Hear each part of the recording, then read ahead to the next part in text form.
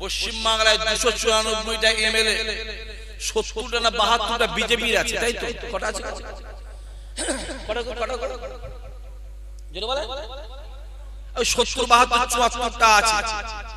সেখানে কিচ্ছু হয়নি, একটা কিছু সেই এমএলএ সিটিগুলোতে কিচ্ছু হয়নি।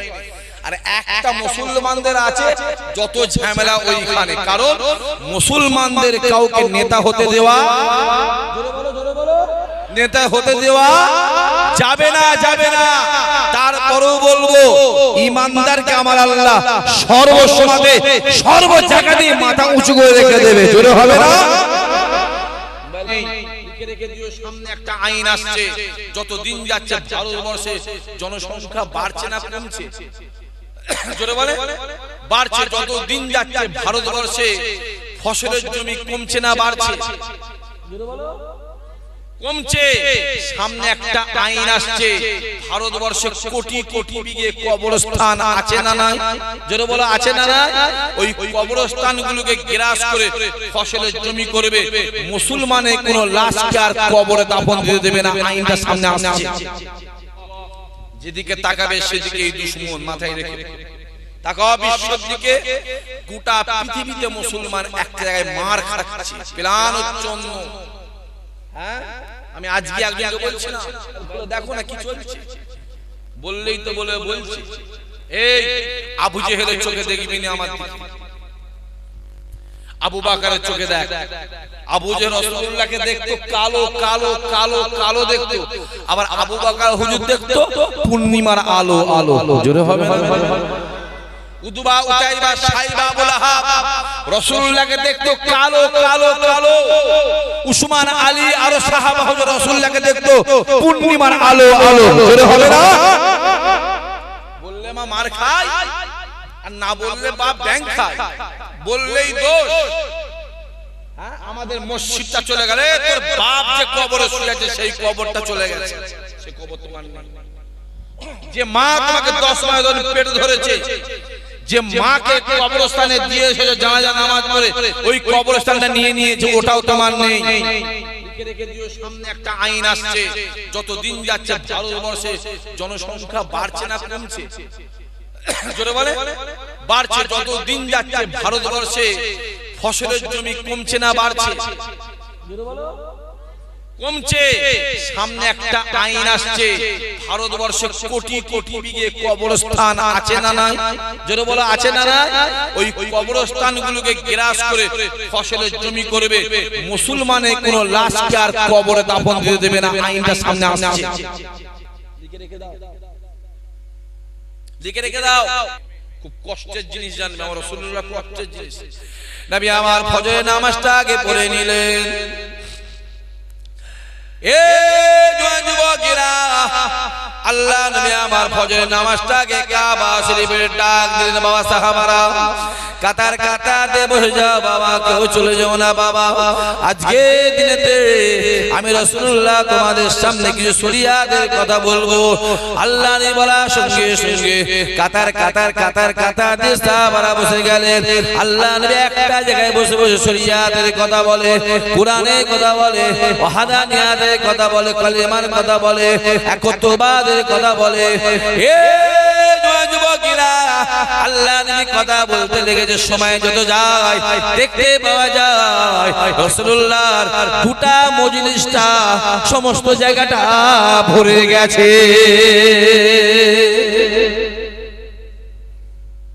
রাসূল কথা বলছে, যত সময় যাচ্ছে সমস্ত ভরে গেছে, জায়গা ভরে গেছে, টাইট হয়ে গেছে।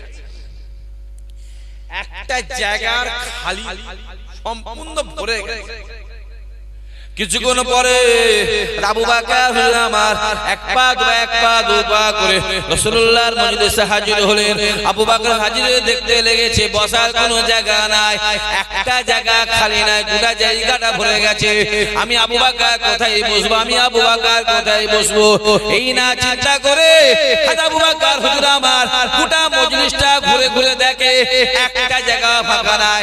আবু বকর যে মনে মনে ভাবে, যে জায়গাটাতে আমি আবু বকর প্রত্যেক দিন বসে আমার ওই জায়গাটা খালি আছে কেন না রাসূলুল্লাহ পরে চেয়ারটা হলো আবু বকর হুজুরের, আবু বকরের পরে চেয়ারটা ওমরে ফারুক হুজুরের, ওমরে ফারুক হুজুরের পরে চেয়ারটা উসমান গনি হুজুরের, উসমান গনির পরে চেয়ারটা আলী হুজুরের। এ যুবকেরা আবু বকর হুজুর আমার এক পা দু পা করে যে জায়গাটাতে বসতেন ওই জায়গায় এসে দেখলেন ওই জায়গাও ফাঁকা নাই, ওই জায়গাও ভরে গেছে। আবু বকর হুজুর আমার চিন্তা করে আমি কোথায় বসবো, এই না চিন্তা করে আবু বকর হুজুর আমার এক পা দু পা করে শেষ কাতারে গিয়ে একা বসে আছে। একা শেষে একা বসে আছে। যে জায়গাটায় বসি সেই জায়গাটা এসে দেখছি ওটাও ভরে গেছে। অনেক দেখবেন জুম্মার দিনে মসজিদে জুম্মার নামাজ হবে 12:30 পৌনে একটা কি একটাই জামাত। গ্রামের বাচ্চা ছেলেগুলো 11:30টার সময় মসজিদে গিয়ে লাইন দিয়েছে, কাতারে লাইন দিয়ে প্রথম কাতারে বসে আছে কি দ্বিতীয় কাতারে বসে আছে 11:30 থেকে 12:30টার সময় গ্রামের মুসল্লিরা গিয়ে কি করলো, বাচ্চাগুলোকে কি করলো সব পিছনে পাঠিয়ে দিয়ে। এটা হকমান নয় তো, এটা হকমারা নয় তো। কোন কোন মসজিদে যাচ্ছেন সকালবেলা গেলে আবার এলেন, আবার গেলেন, আবার এলেন, আবার গেলেন। তুমি জানো একবার মসজিদে ঢুকলে 2 রাকাত নামাজ পড়তে হয়, যে 10 বার ঢোকো ক রাকাত হচ্ছে? জোরে বলো, তোমার ঢোকার স্বাদ মিটে যাবে। তোমার মসজিদে ঘন ঘন ঢোকার স্বাদ মিটে যাবে। তা আবু বকর হুজুর শেষ কাতারে বসে বসে আমার রাসূলুল্লাহ নূরের মুখের দিকে তাকিয়ে আছে। ওমরে ফারুক ডাক দিয়ে বলে, আল্লাহর শরীয়তের কথা বলে, কোরআনের কথা বলে, ওয়াহদানিয়াতের কথা বলে, কালেমার কথা বলে, জিহাদের কথা বলে। আমার আল্লাহ নূরের মুখের দিকে তাকিয়ে তাকিয়ে রাসূলুল্লাহ নূরের মুখের বাণী শুনতেছিলাম। এমন দৌড় আমি ওমর দেখতে লেগেছি। আল্লাহর কথা বলে, রাতটা দেখা যায় ঠোঁটটা বন্ধ, ঠোঁটটা বন্ধ, রাতটা দেখা যায়। ওমর ডাক দিয়ে বলে, রাসূলুল্লাহ মুবারক দাঁতটা যখন দেখা যাচ্ছে গোটা এলাকাটা বিজলির মতো চমকাতে লেগেছে।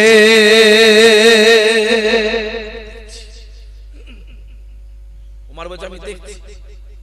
আবু বকর রাসূলুল্লাহ নূরের মুখের দিকে তাকিয়ে তাকিয়ে রাসূলুল্লাহ নূরের মুখের বাণী শুনতে লেগেছে।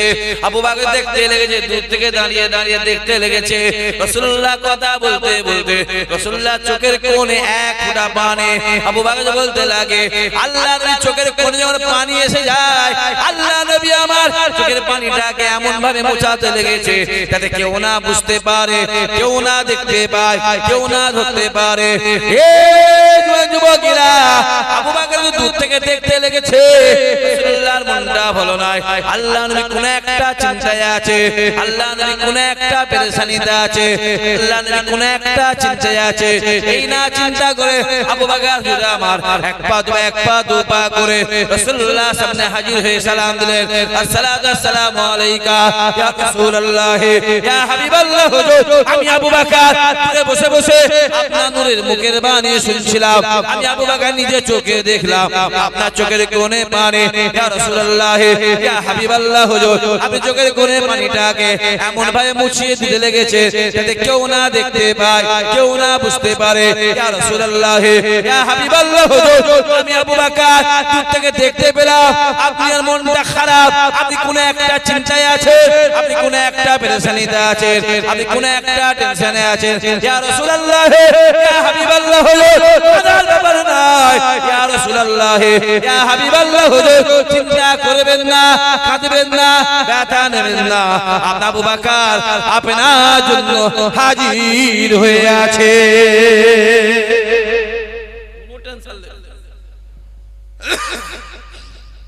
কোন চিন্তা করে আমি আবু বকর রয়েছে। কোন আবু বকর?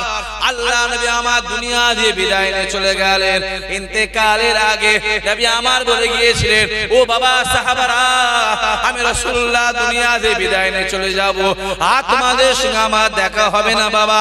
এরপর যদি দেখা হয় আল্লাহ পাকের কিয়ামতের ময়দানে মাহশারে দেখা হবে। ও বাবা সাহাবারা, আর তোমাদের সঙ্গে আমার দেখা হবে না, আমি রাসূলুল্লাহ দুনিয়া বিদায় নিয়ে চলে যাব। ও বাবা সাহাবারা শুনে রেখে দাও, আমি আমার আবু বকরকে রেখে গেলাম, আমি আমার আবু বকরকে রেখে গেলাম, আমি আমার আবু বকরকে রেখে গেলাম। এ জওয়ান যুবকেরা, আল্লাহ নবী আমার দুনিয়া থেকে বিদায় নিয়ে চলে গেলেন, ইন্তেকালে কিছুদিন পরে হযরত আবু বকর ডাক দিলেন, হে আমার নবীর সাহাবারা, হে আমার ওমর ফারুক, হে হযরত আলী, হে উসমান গনি, হে আমার নবীর সাহাবারা, আমি আবু বকর আর দুনিয়ার জমিনে থাকবো না, নবী আমার দুনিয়া থেকে বিদায় নিয়ে চলে গেছে, আমি আবু বকর দুনিয়ার জমিনে থাকবো না, আমি আবু বকর দুনিয়ার জমিনে বিদায় নিয়ে চলে যাব। আমার ইন্তেকালের পরে আমার লাশটা ঘরে রেখে দিয়ে এক পা দুবার করে রাসূলুল্লাহ দরবারে সালাম দেবে, রাসূলুল্লাহকে বলবে আপনি আবু বকর ইন্তেকাল করেছে, আপনি আবু বকর দুনিয়া জমিনে নাই, আপনি আবু বকর বলে গেছে, যদি আপনি হুকুম দেন, যদি আপনি অর্ডার দেন, আপনি আবু বকরকে আপনার পাশে দাফন দেব। এ নবী সাহাবারা শুনে রেখে দাও, নবী যদি হুকুম না দেয় আমার লাশটা রাসূলুল্লাহর পাশে দাফন দেবে না, আমার লাশটা মদিনা শরীফে কোন একটা কবরস্থানে দাফন দিয়ে দেবে। এ জওয়ান যুবকেরা, কিছুদিন পরে আবু বকর হুজুর আমার দুনিয়া জমিন থেকে বিদায় নিয়ে চলে গেলেন, ইন্তেকালের পরে সাহাবা হুজুররা এক পা দু পা করে রাসূলুল্লাহর দরবারে হাজির হয়ে যায়। আসসালাতু আসসালামু আলাইকা ইয়া রাসূলুল্লাহ, ইয়া হাবিবাল্লাহ হুজুর, ইয়া রাসূলুল্লাহ, ইয়া হাবিবাল্লাহ হুজুর, আপনি আবু বকরকে রেখে গিয়েছিলেন, আপনি আবু বকর দুনিয়া জমিনে নাই, আপনি আবু বকর দুনিয়া জমিনে নাই, আপনি আবু বকর বলে গেছে, যদি আপনি হুকুম দেন, যদি আপনি অর্ডার দেন, আপনি আবু বকরকে আপনার পাশে দাফন দেব, আর যদি আপনি হুকুম না দেন, আপনি আবু বকরকে মদিনার কোন একটা কবরস্থানে দাফন দেব। ইয়া রাসূলুল্লাহ, ইয়া হাবিবাল্লাহ হুজুর, আপনি বলেন আপনি আবু বকরকে আমরা কি করব? বলার সঙ্গে সঙ্গে আল্লাহ নবী রওজা মুবারক থেকে আওয়াজ আসতে লাগে, ওমর রে, ইয়া আলী রে, ইয়া আমার সাহাবারা শুনে রেখে দাও, আমি রাসূলুল্লাহ বলে শুনে রেখে দাও, আমার আবু বকর আমায় মহব্বত করে, আমি রাসূলুল্লাহ আবু বকরকে মহব্বত করে, আমি রাসূলুল্লাহ আবু বকরকে ভালোবাসি, আমার আবু বকর আমায় ভালোবাসে। ইয়া আমার সাহাবারা শুনে রেখে দাও, আবু বকর আমার মক্কা শরীফের সঙ্গী ছিল, আবু বকর আমার হিজরতের সঙ্গী ছিল, আবু বকর আমার গুহার সঙ্গী ছিল, আবু বকর আমার মদিনার সঙ্গী ছিল, আবু বকর আমার জান্নাতের সঙ্গী। ও আমার সাহাবারা শুনে রেখে দাও, আমি রাসূলুল্লাহ জানিয়ে দিলাম আমার ডান দিকে একটা জায়গা আছে, ওই জায়গায় আমার আবু বকরকে দাফন করে দাও। আরো জোরে হবে না সুবহানাল্লাহ? যে সেই আবু বকর এসে হাজির, হুজুর কি হয়েছে? হুজুর আপনি কাঁদছেন কেন? চোখে ব্যথা, চোখে কোণে পানি, আপনার মনটা খারাপ, মনে ব্যথা। হুজুর আমি আবু বকর দূর থেকে বুঝতে পারছি। কোন আবু বকর? রাসূলুল্লাহ বসে আছে, একজন মা এসে হাজির, হুজুর কি হয়েছে? আমার স্বামীকে আমি 3 দিন খুঁজে পাই। রাসূল বলছে আপনার স্বামী তো ইন্তেকাল করেছে, আপনার স্বামী তো মারা গেছে, আপনার স্বামী আর দুনিয়াতে বেঁচে নেই। রাসূল বলছে, মায়ের মনটা খারাপ। রাসূলুল্লাহ বলল আমার স্বামী বেঁচে নেই, আমার স্বামী ইন্তেকাল করেছে। মা রাসূলুল্লাহ দরবার ছেড়ে বেরিয়ে চলে যাচ্ছে, কাঁদতে বেরিয়ে চলে যাচ্ছে। খানিকটা যাওয়ার পরে আবু বকরের সঙ্গে দেখা, যেই হয়ে দেখে আবু বকর দূর থেকে আসছে, চোখের কোণে পানিটা মুছিয়ে দিয়ে মা আস্তে করে আবু বকরকে কি বলছে, হুজুর কি হয়েছে? আমার স্বামী কোথায় বলেন তো, আমার স্বামীকে খুঁজে পাইনি। আবু বকর বলছে, মা আপনার স্বামী তো আপনার বাড়িতে আছে। জোরে হবে না, চিল্লে বলতে পারলেন না সুবহানাল্লাহ? নবী পাক কি বলেছিলেন? কথা বলে, আপনার স্বামী ইন্তেকাল করেছে, আপনার স্বামী বেঁচে নাই, মারা গেছে। আর আবু বকর কি বলল? আপনার স্বামী বাড়িতে আছে, মা ছুটে গিয়ে বাড়িতে গিয়ে দেখছে বাড়িতে বসে বসে স্বামী খাচ্ছে। জোরে হবে না সুবহানাল্লাহ? জোরে বলে। আর আবু বকর কি বলেছিল? বাড়িতে গিয়ে কি দেখতে বাড়িতে আছে, তার নবী মিথ্যা বলল তো? হ্যাঁ কেন? নবী তো বলে মারা গেছে। হ্যাঁ বলো না যে ভাইজান, হ্যাঁ বলো, এক্ষুনি কাফের হবে, এক্ষুনি কাফের হবে। মরে গেলে জানাজার নামাজ হারাম, যে বেলা জেনে বলবে তার বিবি তালাক। তো সহজ নয় বাবা, অত সহজ নয়। ঈমান তো সহজ নয়। ঈমানদার মাথা নত একজনের কাছে করে, কার কাছে? আমার আল্লাহর কাছে। এই আসমান ডাকছে নাকি? ডাকুক নাকি? এই আবু জাহল কই? বিরাট মনে পানি আসছে মনে হয়, আসমান ডাকছে। ঝেড়ে তাকবীর দাও তো, নারায়ে তাকবীর। দূর বাবা, জোরে সরে নারায়ে তাকবীর, আরো জোরে সরে নারায়ে তাকবীর।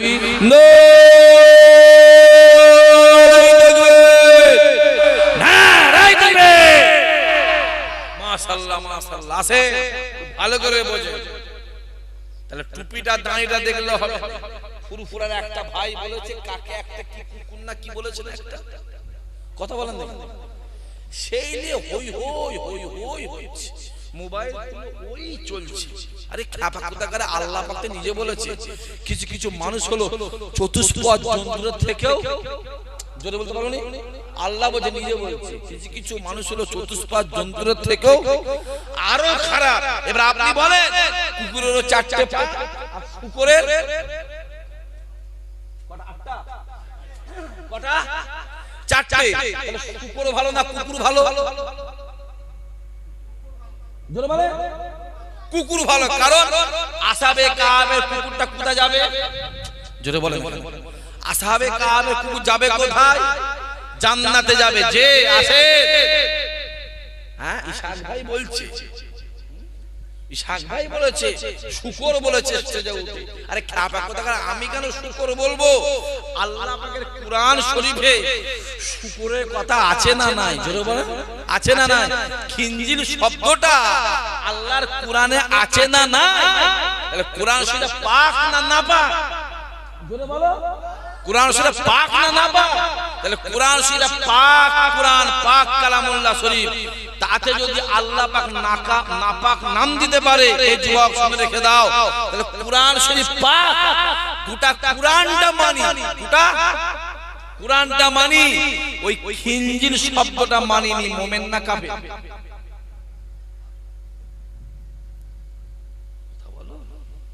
গোটা কুরআন শরীফটা মানি, কুরআন শরীফের যে খিনজিল শব্দ লেখা আছে ওইটা মানিনি। মুমিন না কাফের? জোরে বলো, জোরে বলো। কাফের। নবী মানি, হাসান হোসেনকে মানি, মুমিন না কাফের? জোরে বলো, জোরে বলো। টুপি দেখতে যাওনি? আবার বলছি, টুপি দেখতে যাও, মোবাইলটা খোলো, একজনে এত বড় দাঁড়ি আমি আজকেই দেখেছি, আমি শেভ করে রেখেছি, মাথায় টুপি দিয়ে দেখি হিন্দু ভাইদের পুজো হচ্ছে, ঠাকুরকে গিয়ে দেখি সেজদা দিচ্ছে, আমি চোখে দেখাবো। আবার দিকে একজন টুপিওয়ালা দাড়িওয়ালা পাঞ্জাবি পরে আছে, গোল পাঞ্জাবি, সে বলছে আমি এইখানে আসতে পেরে আমি নিজেকে গর্ববোধ মনে করে আমি নিজে ধন্য। আর এদিকে আল্লাহ বলছে দুনিয়ার সব গুনাহ মাফ করব, আমি আল্লাহ শিরকের গুনাহ মাফ করব। কথা বুঝা যাচ্ছে না? যাই না যে তাহলে নামাজ পড়ছি, ফাতিহা পড়লাম, পড়ছি, পড়তে তারাবি যখন পড়ছি, ওই নামাজের মধ্যে খিনজিল শব্দটা আসছে না আসে না? জোরে বলো, জোরে বলো। আসছে, খতম তারাবি আসছে না আসে না? আসছে।